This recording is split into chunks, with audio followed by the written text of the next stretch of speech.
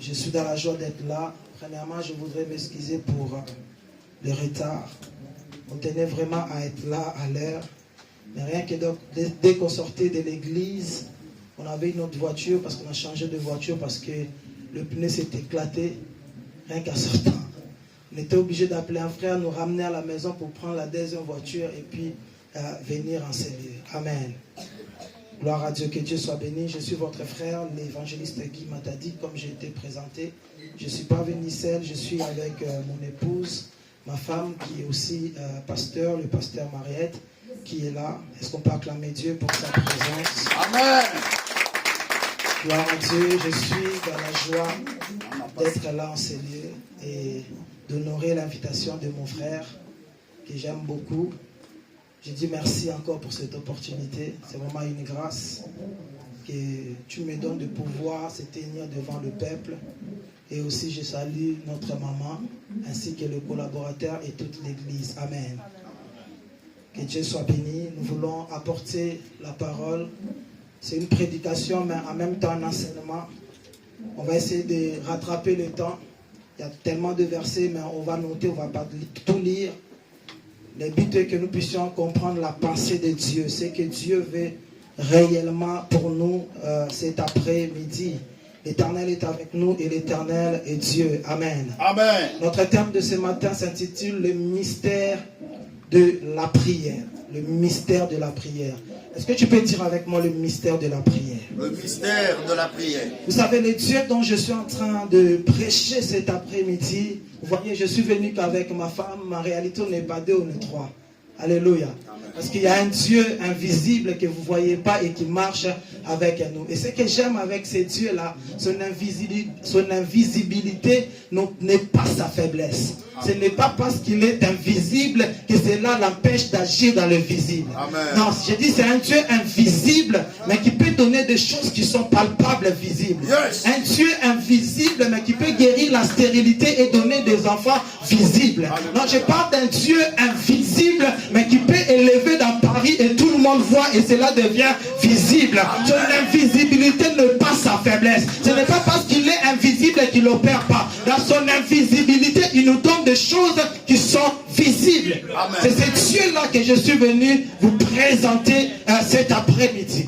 Un Dieu invisible mais qui agit dans le visible. Un Dieu invisible qui opère dans le visible. Un Dieu invisible qui vit dans l'éternité mais qui opère dans le temps. Il a le pouvoir sur le temps. Un jour, il est venu, il a pris le corps, il est venu dans le temps et il est retourné dans l'éternité. Lors de sa résurrection, avant sa résurrection, il pouvait prendre le bus, les voitures comme les RR, comme tout le monde. Mais lors de sa résurrection, il ne se déplaçait plus en voiture. Mais il était dans le temps, mais il défiait le temps. Il pouvait être là, il disparaissait, il était de l'autre côté. Ah, c'est ce Dieu-là que je suis venu vous présenter cet après-midi. Un Dieu invisible qui opère dans le visible. Un Dieu éternel, mais qui agit dans le temps. Il est Dieu. Est-ce que tu peux acclamer ce Dieu? Gloire à Dieu, que Dieu soit béni. Amen. Parlons cet après-midi de la prière. Je vais prêcher et je vais aussi enseigner. Mais je sais que vous êtes bien nourris parce que mon frère, c'est quelqu'un qui sait bien parler de la part de Dieu. Alléluia. J'ai toujours retenu une phrase de sa prédication à l'église, c'était sur la présence de Dieu. Et je vais me souvenir. Il a dit ceci que, en parlant du bâton d'Aaron, c'est-à-dire la présence de Dieu. Tout se renouvelle. Non, c'est pas tout se renouvelle. Non, c'était par rapport à la présence de Dieu au bâton de Moïse. Ça va revenir. Mais c'est là, mais est resté toujours dans ma tête. C'est-à-dire dans la présence de Dieu, même le sec. Même le sec produit. Ah, c'est ça, c'est ça. J'ai tellement prêché cette partie-là dans plusieurs églises. Oui, mais c'est que tu as entendu de l'autre, prêche. Amen. Alléluia. Parce que c'est mon frère, j'ai le droit de prêcher. Amen. Il n'y a pas des offrandes à donner parce que c'est mon frère. Et là-bas, les aïe. Allah dit, il y a un problème. Gloire à Dieu. Est-ce qu'on peut acclamer pour l'homme de Dieu? Alléluia. C'est pourquoi lorsqu'on se déplace devant celui qui sait, qui connaît l'évangile, on se prépare aussi. Amen. Amen. Et c'est très important ce que nous voulons dire cet après-midi. On va racheter le temps, le mystère de la prière. C'est quoi déjà un mystère? Un mystère, c'est ce qui est inaccessible à la raison humaine. Ce qui est de l'ordre de surnaturel. Un mystère, c'est ce qui est caché. C'est ce qui est inconnu. C'est ça un mystère. Et nous parlons de mystère parce que la prière est un acte spirituel. Amen. C'est pourquoi nous disons que le mystère de la prière. Parce que la prière, ce n'est pas quelque chose de physique. La prière, c'est quelque chose de surnaturel. Alléluia. C'est un acte spirituel. Elle rentre dans le domaine spirituel. Et tout ce qui est spirituel est dans le domaine de mystère. Alléluia. Ou de mystique. C'est pourquoi nous parlons du mystère de la prière. 1 Corinthiens chapitre 13. Le verset 9, un passage que nous connaissons tous. Alléluia. 1 Corinthiens chapitre 13, le verset 9.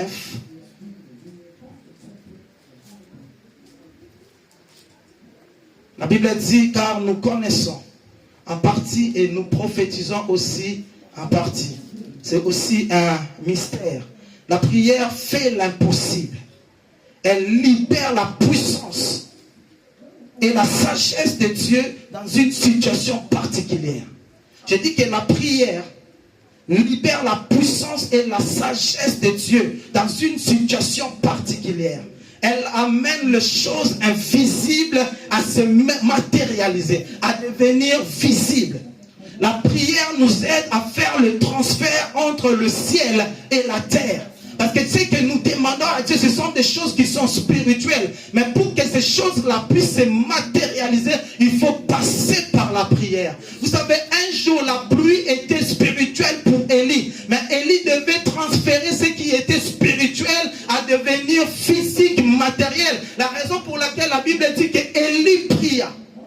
Il a prié pour que la pluie puisse tomber en Israël. Parce que ça faisait 3 ans et 6 mois qu'il n'y avait pas de pluie. Vous savez, il y a des choses, il y a des situations dont on a besoin. Mais ces choses-là existent dans le spirituel. Mais pour vivre cela et que cela puisse se matérialiser, il faut passer par la prière. Amen. La prière, je dis, nous aide à amener les choses invisibles dans le visible.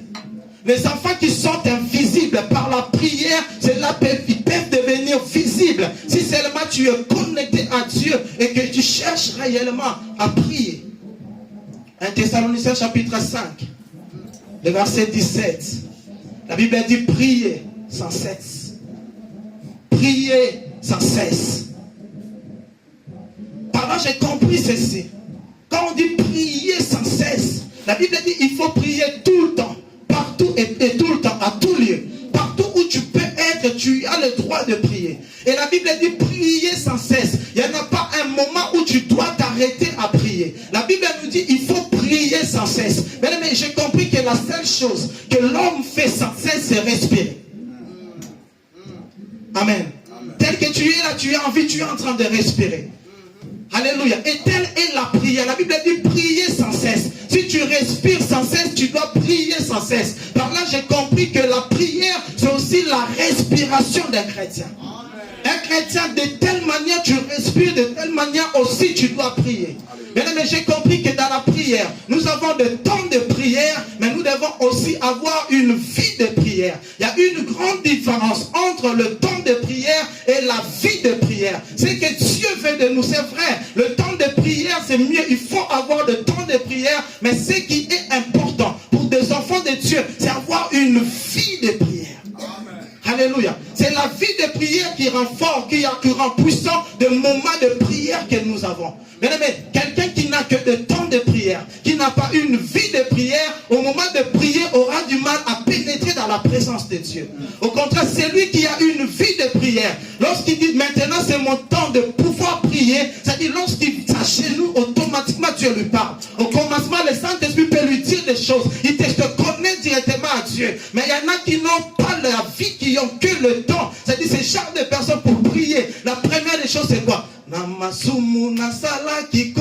C'est-à-dire tu dois d'abord te purifier parce que tu n'as pas pris le temps de pouvoir te purifier tout au long de la journée. Il y en a leur temps de prière, je dis moi je prie à 20h. C'est-à-dire quoi? Parce que je prie à 20h, avant 20h je n'ai pas à me connecter avec Dieu. Je n'ai pas à écouter Dieu. Mais on ne doit pas conditionner Dieu par rapport à un temps. Nous avons un Dieu qui parle tout le temps. Dieu peut te parler à 20h parce que c'est tes moments. Mais Dieu peut te parler pendant que tu es en train de nettoyer, de faire le nettoyage, je ne sais pas quoi. Dieu peut aussi te parler. Dieu peut te dire, tu dois prier pour une telle personne pendant que tu travailles. Robo Sheke Baba. Seigneur, je prie pour mon pasteur parce que tu m'as révélé sa vie. Mais celui qui est conditionné par rapport au temps dira, Seigneur, attends d'abord. Ce n'est pas le moment pour moi de prier. Alléluia. On doit changer notre manière de voir les choses. Amen. Jamais on t'a posé la question, tu respires quand? Mais la question est toujours, quand est-ce que tu pries? Personne ne peut me dire, moi je respire à 23h. Moi c'est non, c'est-à-dire on respire tout le temps. Et on doit aussi prier tout le temps. C'est-à-dire lorsque même tu te réveilles la nuit vers 3h du matin pour aller faire le petit besoin, entre l'aller et le retour, tu peux déjà parler à Dieu. Seigneur, je te bénis, je te rends grâce. Merci parce que c'est toi qui veilles sur mes enfants. Merci parce que, entre-temps, tu es en train de faire tes besoins. Quand tu finis, tu retournes, tu dors aussi. Parce que tu es dans la présence de Dieu. Tu es dans la présence de Dieu. Mais il y a certains qui diront, moi j'ai pris la nuit parce que le diable travaille la nuit. Qui vous a déjà dit que le diable travaille la nuit? Or, le psaume 91, la Bible dit qu'il y a des flèches qui volent en plein midi. Alléluia. C'est une erreur de croire que le diable travaille. Maintenant, si le diable travaille la nuit, que fait notre Dieu? Alléluia. La Bible dit il nous donne à ses enfants la bénédiction pendant leur sommeil. Pendant que tu dors, Dieu te donne. Amen. Pendant que toi tu penses que c'est le diable qui travaille. Or, nous avons un Dieu dont la Bible dit il ne sommeille ni ne dort. Alléluia. Amen. C'est-à-dire la prière doit être quelque chose de tout le temps. Alléluia. C'est vrai, il est important d'avoir des moments de qualité avec Dieu. Ça, c'est important. Mais le plus important, c'est demeurer dans la présence de Dieu. Vous allez voir, ceux-là qui n'ont que des moments de prière, mais qui n'ont pas de vie de prière, c'est des personnes face à des situations plus difficiles, compliquées. Ils cherchent des fois à prendre l'autorité. Seigneur, je prends l'autorité sur telle chose. Seigneur, je prends l'autorité. Mais celui qui a une vie de prière ne prend pas l'autorité, mais vit dans l'autorité. Alléluia. C'est-à-dire qu'à tout moment, je peux faire face à l'ennemi. Parce que moi, je ne prends plus l'autorité, mais je vis dans l'autorité. Amen. La pensée de Dieu pour la prière est que nous puissions vivre dans l'autorité. Parce qu'il nous a déjà donné le pouvoir. Tu as le pouvoir. Alors tu dois exercer ce pouvoir-là. Tu dois vivre une vie chrétienne heureuse, une vie chrétienne épanouie. C'est très important. Amen. Alléluia. Et l'une des erreurs que nous faisons, c'est de recourir aux hommes qui ne peuvent rien nous donner plutôt qu'à Dieu. Des fois, au lieu de passer le temps dans la prière, ce que tu veux là, ce que tu désires, demande à ceux que tu puisses passer du temps dans la prière, mais voilà que tu vas recourir aux hommes. Tu vas appeler les hommes. J'ai dit, il vaut mieux aller au trône qu'être au bout du fil. Non, tu n'as pas compris. J'ai dit, il vaut mieux aller au trône que chercher à appeler des gens. Parce que, oui, merci maman.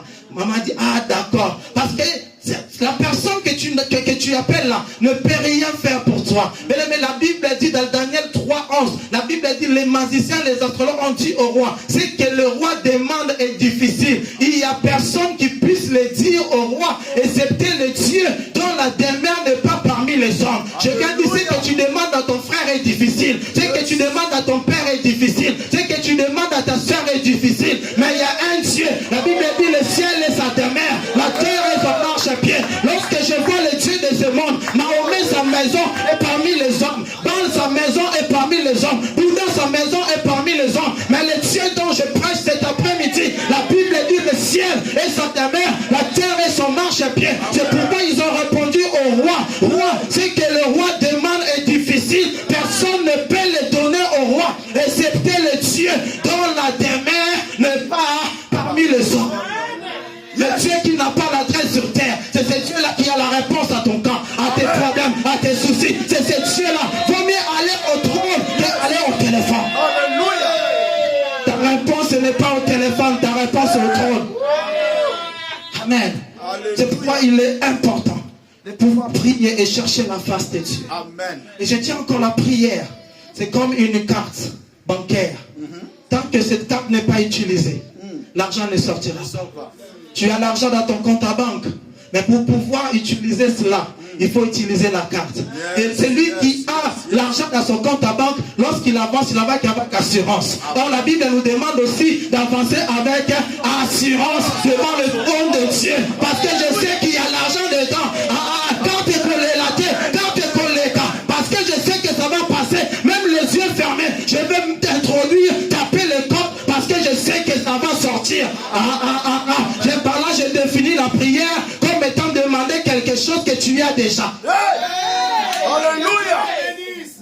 Amen. Amen. La prière, c'est demander à Dieu quelque chose que tu as d'avance. Ce qu'il a connu d'avance, il les a aussi prédestinés. Ton miracle a été prédestiné. Ton élévation a été prédestinée. Ton mariage a été prédestiné. Tes enfants ont été prédestinés. Les portes ouvertes ont été prédestinées. Il faut marcher simplement avec assurance devant le trône de l'Éternel. Amen, amen. Thomas, merci. Alléluia. Amen. Alléluia. Et comme on est en train de courir, j'aimerais parler des 2 points ou 2 dimensions de la prière. Amen. Il y en a tellement plusieurs, mais je ne sélectionne que 2 dimensions. Je parlerai de la prière de demande et de la prière d'intercession. Amen. Par là, je dis ceci, prier, c'est demander, solliciter, supplier, demander l'aide de quelqu'un. C'est ça la prière de demande. Ça, c'est le premier point. La prière de demande.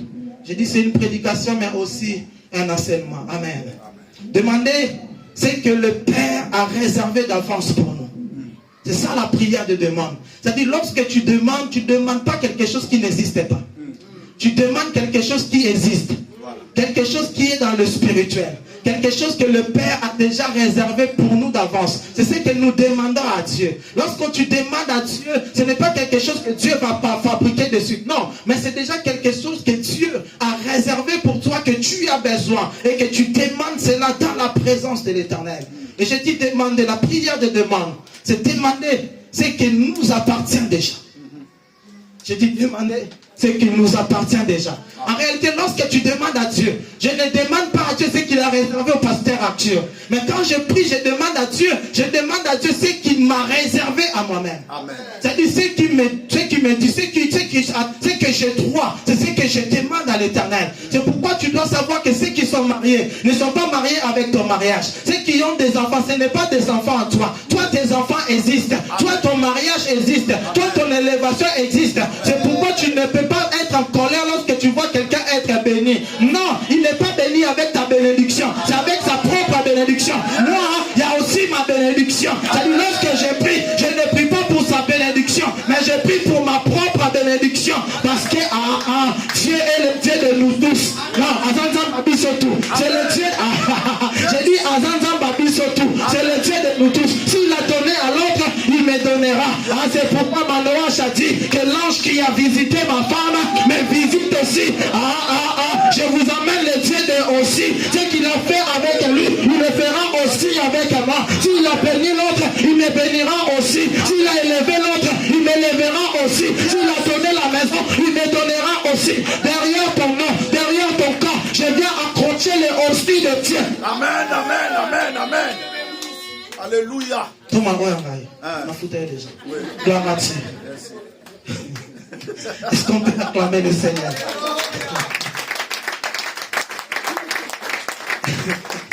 Est-ce qu'on peut lire rapidement Romains chapitre 8? Alléluia.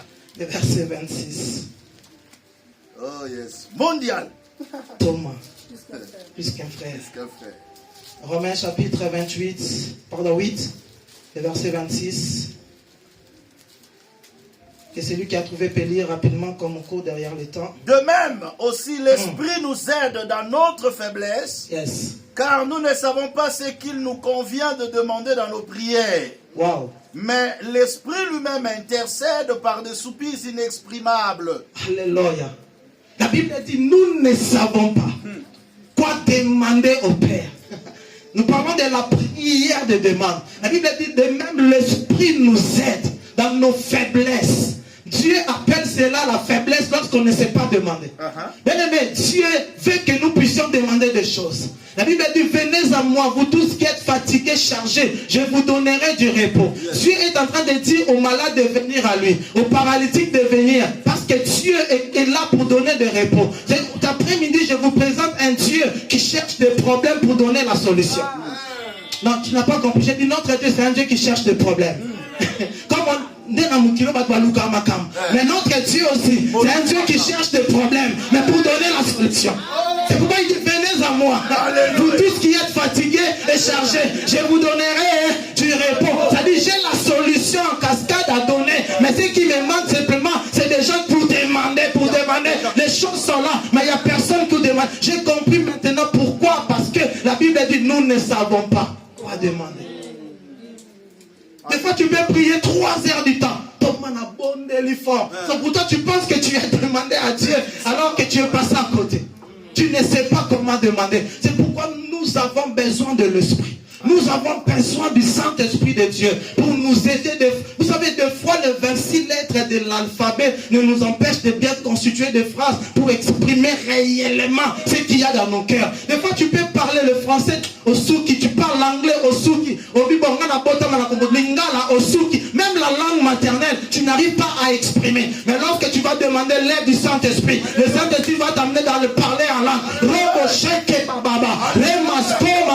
vas voir que tu commenceras à libérer des choses. C'est que tu n'arrivais pas à dire en français, tu le diras en parler en langue. C'est que l'anglais t'a empêché de dire, mais parler en langue t'aide à le faire. C'est que les lingala t'empêchent de dire, mais parler en langue t'aide à pouvoir ressortir cela. À la fin de ta prière, tu sentiras la paix. Amen. Parce que l'Esprit t'a aidé à demander. Alléluia. Tu voulais demander, mais tu ne savais pas réellement quoi demander à Dieu. Alléluia. Par là, je suis en train de dire ceci. Le pire des choses qui peuvent arriver dans la vie de celui qui ne demande pas, c'est rien. Non, tu n'as pas compris. J'ai dit ce qui va arriver dans la vie de celui qui n'a pas demandé, c'est quoi? C'est rien.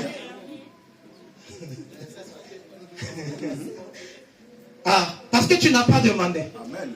Matthieu 7 dit quoi? Demandez et vous sera donné. Frappez et l'on vous ouvrira. Cherchez et vous trouverez. C'est-à-dire que si tu ne fais pas cela, tu n'as pas demandé, on ne te donne pas. Si tu ne cherches pas, tu ne trouves pas. Si tu ne frappes pas, la porte ne va pas s'ouvrir. C'est-à-dire pour vivre à cela, qu'est-ce qu'il faut faire? Il faut demander. Mais devant Dieu, on n'est pas de Sopeka, c'est notre Père. Tu ne demandes pas à un voisin, mais c'est à ton Père. C'est pourquoi Jésus, lorsqu'il commence la prière la plus célèbre, notre Père, il dit quand vous priez, dites notre Père qui est aux cieux, que ton nom soit sanctifié. Dans la prière de notre Père, il y a aussi, donne-nous aujourd'hui notre pain quotidien. Il y a la prière de demande à l'intérieur. Et c'est une prière que nous devons faire tous les jours. C'est-à-dire tous les jours, tu dois demander à Dieu. Ne dis pas, je vais épuiser le stock. Non. Devant Dieu, tu ne peux rien épuiser. Alléluia. C'est-à-dire, il faut prier, il faut demander des choses à Dieu. C'est très important. Jacques chapitre 4, le verset 3.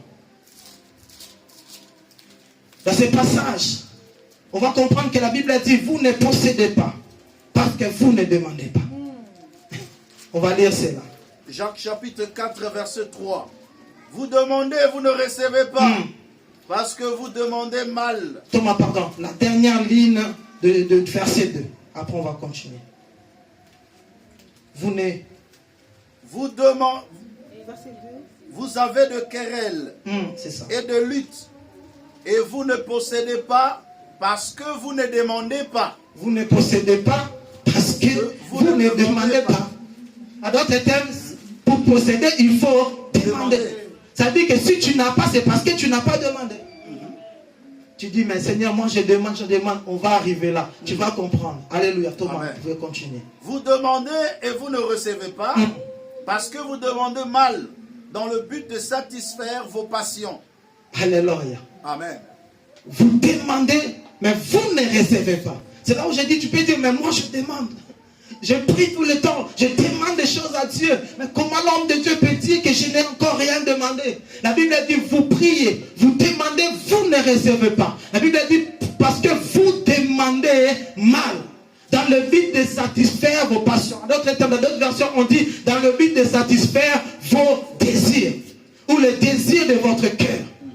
Alléluia. C'est par là où maintenant nous devons revoir en fait le désir du cœur. C'est que la Bible dit ceci, fais de l'Éternel tes délices, il te donnera ce que ton cœur désire. Par là la Bible ne dit pas fais de l'Éternel tes délices, il te donnera ce que la chair désire. Non, c'est que le cœur désire. Il y a une grande différence entre le cœur et la chair. Le cœur c'est l'âme, mais la chair c'est l'enveloppe extérieure. Mais la Bible dit que l'esprit a des désirs contraires à ceux de la chair. Des fois tu penses demander des choses selon ton cœur, mais c'est la chair qui est en train de demander ces choses dans le but de satisfaire vos passions. C'est-à-dire que je veux, Seigneur, je veux telle voiture pour que le pasteur à Dieu puisse sentir. Non. Ça, ce n'est pas l'âme qui demande, mais ça, c'est la chair qui est en train de demander. Des fois, on croit formuler des demandes à Dieu. En réalité, ça, ce sont des choses, des demandes qui sont motivées, pas par le cœur, mais c'est par la chair. Yes. Dieu promet de nous donner des choses qui viennent du cœur et pas de la chair. Fais de l'Éternel tes délices, il te donnera ce que ton cœur désire. Dieu n'a pas promis de donner ce que la chair désire, mais ce que le cœur désire. C'est-à-dire tu dois maintenant reformuler et revoir tes désirs. Est-ce que ce que tu désires vient du cœur ou vient de la chair? Est-ce que c'est pour faire mal aux autres que tu as besoin de cela? Ou c'est réellement pour que Dieu puisse être glorifié dans cela? Vous savez, la Bible parle de Anne. La Bible dit Anne allait tous les ans à Silo. Anne a prié. Anne faisait des prières aussi, des prières de demande parce qu'elle avait besoin d'enfants. Mais peut-être que Anne, à chaque fois elle montait, elle se référait toujours à Pénina. Seigneur, donne-moi l'enfant pour que Pénina ferme la bouche. Seigneur, donne-moi l'enfant, Pénina consentir. Seigneur, donne-moi l'enfant. Non, non, non. Ce sont des motivations, des demandes motivées par la chair. Dieu n'a pas promis de nous donner ce que la chair demande, désire, mais ce que le cœur désir. Mais le jour où Anne a changé sa demande, Anne a dit ceci à Dieu: Seigneur, si tu me donnes un enfant mâle, cet enfant te servira. Elle a changé sa manière de demander. Ça, ce n'était plus la chair qui demandait, mais c'était le cœur qui demandait. Mais un cœur qui racontait la volonté de Dieu. Automatiquement, dans le ciel, Dieu était dans le besoin. Dieu voulait remplacer les deux fils d'Élie, Ophni et Phiné, qui se méconduisaient dans le temple. Dieu cherchait, je vais remplacer par qui? Voilà, une femme va se présenter en disant: Seigneur, moi j'ai le ventre. Les serviteurs que tu cherches là, tu peux les déposer là, tu peux les déposer là. Après 9 mois, je viendrai le déposer dans le temple. C'est pourquoi après la naissance de Samuel, Anne va revenir au temple en disant: c'était pour cet enfant-ci que j'ai prié. Alléluia. Et Anne est venue déposer l'enfant au temple. Alléluia. Et après, Anne a eu des enfants. Mais ces enfants-là portaient pas à Dieu. Parce que le besoin de Dieu, c'était d'avoir un Samuel. Alléluia. Et par là, on peut comprendre aussi, dans la prière de demande, il y a aussi faire des prières de demande attachées à un vœu à l'Éternel. Seigneur, donne-moi l'argent. Pas seulement pour que j'achète des vêtements de voiture, mais si tu me bénis, je bénirai ton temple. Seigneur, si tu me bénis, on ne manquera pas de micro à l'église. Seigneur, si on manque telle chose, c'est parce que tu ne m'as pas encore visité. Seigneur, mais quand tu as visité, tu vas voir comment je vais changer l'église, comment je vais transformer les choses, comment je vais bénir l'homme de Dieu. Comment... Bien aimé, Dieu doit trouver son intérêt dans ta demande. Amen. Amen. Dieu doit trouver son intérêt dans ce que tu lui demandes. Des fois, lorsqu'on demande à Dieu des choses, Dieu te regarde, Dieu ne voit pas son intérêt. Dieu ne voit rien, ne voit pas son intérêt dans ce que tu lui demandes. La raison pour laquelle des fois Dieu ne nous donne pas. La raison pour laquelle des fois Dieu ne nous donne pas. Alléluia. Amen. Luc chapitre 11. Le verset 11. Luc chapitre 11, verset 11. Merci. Quel est parmi vous le père qui donnera une pierre à son fils s'il lui demande du pain? Ou s'il demande un poisson, le donnera-t-il un serpent au lieu d'un poisson? Ou s'il demande un œuf, lui donnera-t-il un scorpion? Si donc méchant quand vous l'êtes, vous savez donner de bonnes choses à vos enfants, À combien plus forte raison le Père Céleste donnera-t-il le Saint-Esprit à ceux qui le lui demandent? Waouh, alléluia. Bien-aimé, ici la Bible dit ceci. Si nous demandons du pain, Dieu donne du pain. Mais si nous demandons de la pierre, en croyant que c'est du pain, Dieu ne nous donne pas. La Bible dit, qui donc les si bons parents que vous êtes, lorsque vos parents demandent du pain, vous ne donnez pas la pierre. Lorsque vos enfants plutôt demandent du pain, vous ne donnez pas la pierre. Lorsque vos enfants demandent du poisson, vous ne donnez pas le serpent. Vous savez, j'ai compris ceci quand je méditais, j'ai compris que deux fois, nous demandons des choses à Dieu. Tu peux penser demander du poisson à Dieu, alors que ce que tu demandes, ce n'est pas du poisson, mais c'est un serpent. Et tu penses que Dieu va te donner le serpent. Non, Dieu a dit, il ne donne pas le serpent, il donne le poisson. Des fois, tu peux demander un mari, mais Dieu, lorsqu'il regarde ce mari-là, il ne voit pas le mari poisson, mais il voit un mari serpent. Dieu ne donnera pas ce mari. Yes. Tu peux demander une femme, lorsque tu regardes, Dieu ne voit pas une femme pain, Dieu voit une femme pierre. Dieu n'a dit, je ne donne pas la pierre, mais je donne le pain. Alors ce que tu demandes, ce n'est pas le pain, c'est la pierre. Dieu ne te donnera pas.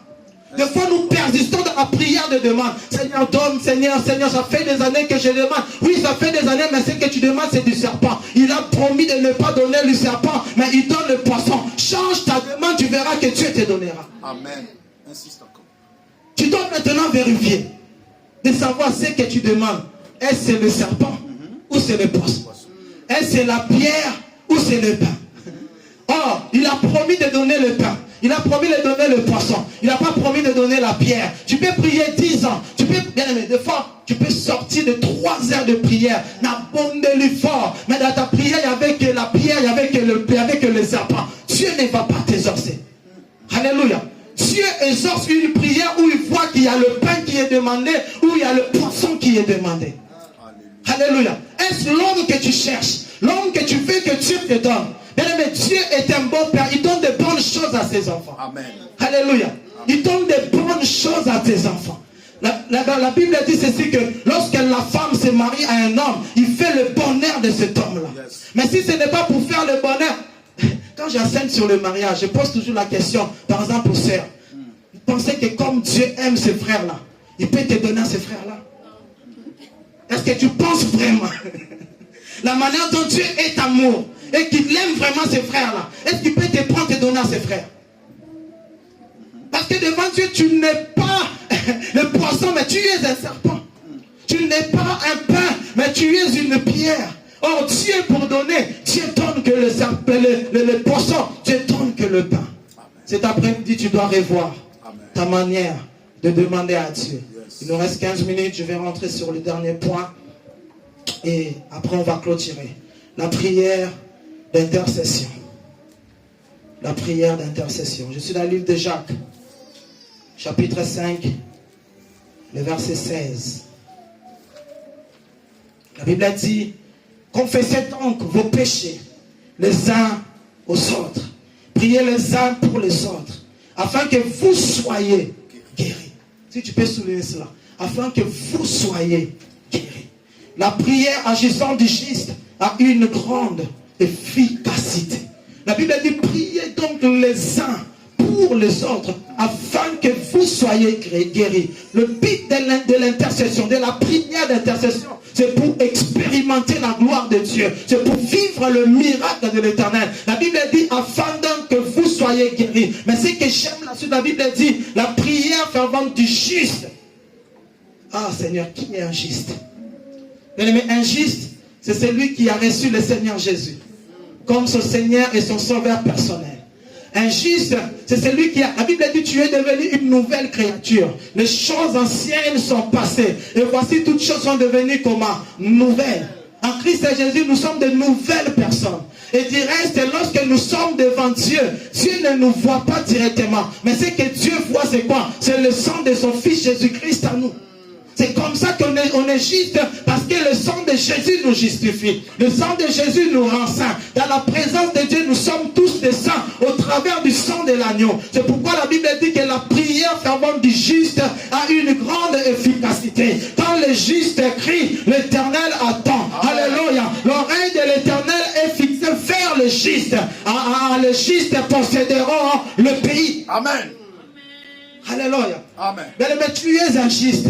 Voilà, tu me dis, ah mais j'ai péché le matin. Le sang de Jésus a tout lavé. Devant Dieu, tu n'as pas de péché. Tu es juste toujours que tu es dans la présence de Dieu. Amen. La prière d'intercession, c'est comme un moyen de se soutenir mutuellement dans le combat spirituel. Alléluia. Intercéder, je dis, c'est une prière faite à Dieu en faveur de soi, d'un autre ou d'une cause pour une intervention divine venant de la part de Dieu. Nous prions afin que l'Éternel Dieu puisse intervenir pour vivre et expérimenter la main de l'Éternel. La main de l'Éternel. Mais lorsqu'on intercède, lorsqu'on prie, bien aimé, nous devons savoir, c'est au nom de Jésus que nous prions. Je vais y revenir, mais laissez-moi vous dire, dans l'intercession, j'enlève d'abord le inter. Inter veut dire quoi? Ça veut dire se mettre entre deux parties.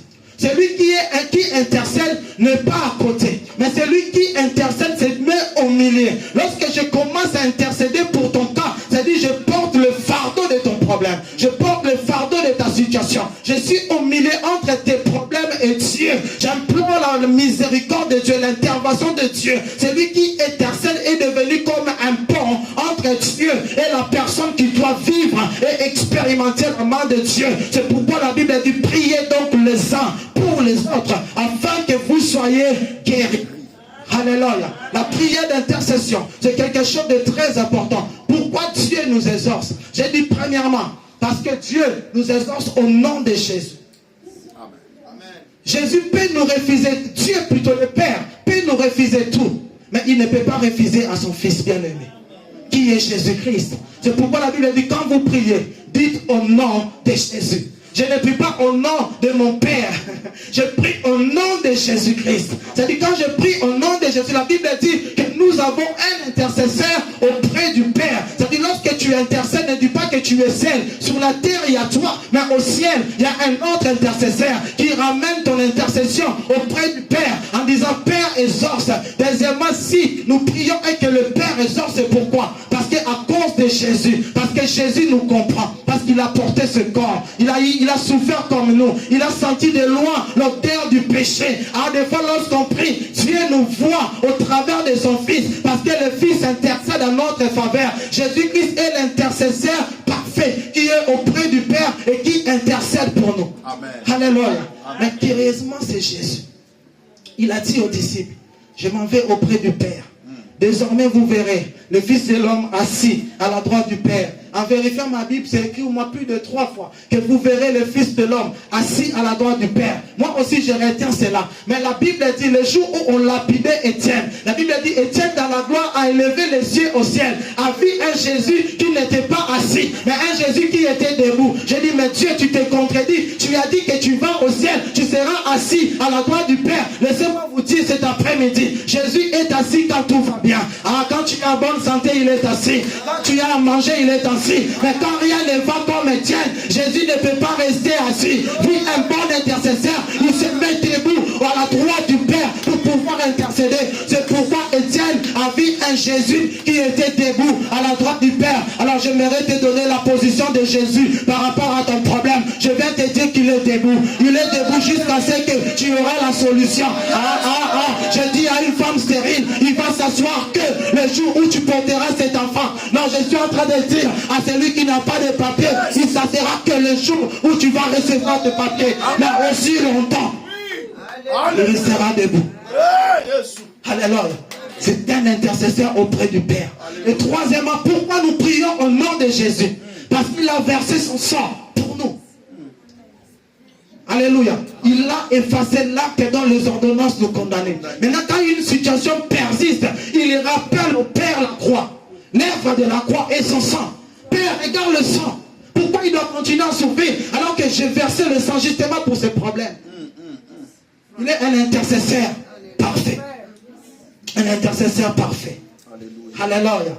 Jésus est l'intercesseur. On peut noter Hébreux chapitre 9, le verset 24. C'est là où on parle de Jésus-Christ comme étant un intercesseur. Alléluia. Amen. Jésus est notre intercesseur auprès du Père. Il intercède pour nous. Il implore la grâce de Dieu pour nous. Et le dernier verset, on va s'arrêter là, c'est Job chapitre 42, le verset 10. J'aimerais que ce verset, on puisse le lire.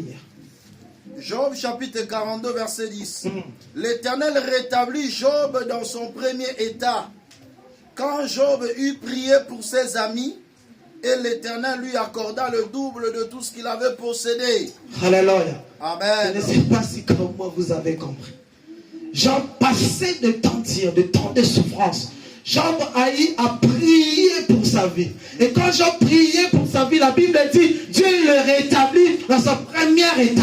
C'est-à-dire que Dieu a fait revenir ce qu'il avait. Si Job avait perdu 10, Dieu fait revenir les 10 que Job avait perdu. Si Job avait perdu 100, Dieu fait revenir le 100 qu'il avait perdu. Mais écoutez, quand est-ce que Dieu va doubler les avoirs de Job? La Bible dit, lorsque Job a eu prié pour ses amis, Dieu va doubler ce que Job avait. Mais la prière d'intercession, prier pour toi-même c'est bien, mais prier pour les autres c'est mieux. Parce que lorsque tu pries pour les autres, Dieu multiplie ses avoirs. C'est lui qui est en train de prier pour les autres. En réalité, il est en train de se faire du bien lui-même. Parce que Dieu, à chaque fois que tu pries pour les autres, Dieu multiplie tes avoirs. Dieu multiplie ce que tu as. C'est pourquoi on se pose la question, pourquoi les pasteurs sont eux-mêmes bénis, les fidèles ne sont pas bénis? Parce que le pasteur Arthur passe le temps à prier pour vous tous. Si vous êtes 100 multiplier fois 2 le nombre de bénédictions qu'il doit recevoir. Mais toi, au lieu de prier pour lui, tu pries que pour toi-même. Voilà que Dieu fait que te rétablir.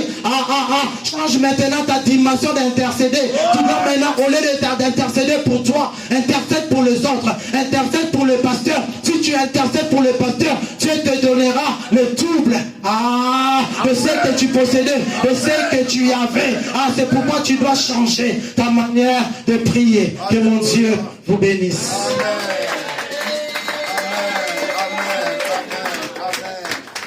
Oh Jésus.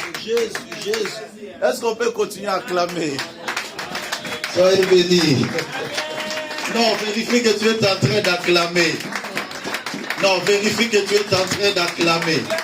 Pour le Seigneur, acclamer pour Jésus. Non, est-ce qu'on acclame Jésus comme ça? Non, est-ce qu'on acclame Jésus comme ça, comme toi tu acclames? La personne qui vient d'écouter des grandes révélations, peut-elle acclamer Jésus comme ça? Est-ce que quelqu'un peut pousser des cris de joie pour le Seigneur? Pousser des cris de joie. Alléluia. Berger, viens, on va prier ensemble. Viens, on va prier ensemble. Reste debout, on va prier pour cette parole. Nous allons d'abord prier pour l'homme de Dieu.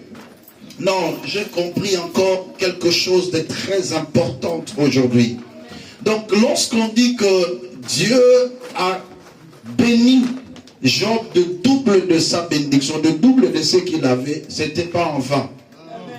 Quand il priait pour lui-même, Dieu lui donna ce qu'il avait. Mais quand il prie pour les autres, Dieu ajoute. Ah non, on va commencer d'abord à prier pour lui. On va le retenir avec sa propre prédication. Alléluia. Élevons nos mains sur l'homme de Dieu, l'évangéliste Guy Matadi. On va prier pour lui, pour sa femme, pour ses enfants. Que le Seigneur le bénisse, que le Seigneur le couvre encore de la grâce, de la connaissance multipliée, que son ministère soit béni. Prions le Seigneur pour l'homme de Dieu. Nous prions au nom de Jésus. Alléluia. Éternel Dieu de tout cœur, venons bénir ton serviteur, l'évangéliste Guy Matadi. Seigneur, il a été une bénédiction pour nous, Seigneur. Soutiens-le au travers de cet enseignement que nous avions reçu, éternel. Laisse que ta bénédiction s'élève dans sa vie, dans sa famille, dans la vie de sa femme, dans la vie de ses enfants, dans le nom puissant de Jésus. Qu'il prospère dans son ministère. Que la parole qui a dit, voici mon serviteur prospérera, il montera, il s'élèvera, il sera très placé. Que cette parole s'attache à son ministère. Que cette parole s'attache à sa vie. Dans le nom précieux et puissant de Jésus, préserve-le de tous les traits enflammés du malin, des attaques des mondes des ténèbres. Préserve sa vie. Que sa vie parte de gloire en gloire, de victoire en victoire, de bénédiction en bénédiction, au nom de Jésus-Christ. Élève maintenant tes mains. Tu as prié pour ta vie. Tu as recommandé ta vie entre les mains de Dieu. Commence à implorer le secours de Dieu. Commence à implorer l'intervention de Dieu sur ton problème. Il est écrit, recommande ton sort à l'Éternel. Mets en lui ta confiance. Il agira en ta faveur. Prions le Seigneur au nom de Jésus-Christ. Alléluia. Alléluia. Alléluia. Élève ta voix. Commence à prier Dieu. Et Dieu tout Tout-Puissant, Prince de vie et Père éternel. Yahweh, nous te prions dans le nom de Jésus. Étends ta main, Seigneur, sur nos vies. Yahweh, je recommande ma vie à toi. J'ai besoin de ton apport dans la vie. J'ai besoin de ta grâce. J'ai besoin de ta faveur. J'ai besoin de ta bénédiction dans ma vie. Dans le nom précieux et puissant de Jésus. Yahweh, soutiens mon âme. Yahweh, soutiens ma vie. Dans le nom puissant de Jésus.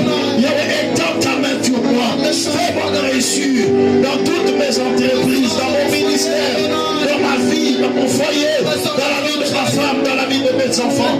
J'ai besoin de toi, papa. J'ai besoin de ta grâce. J'ai besoin de ta faveur.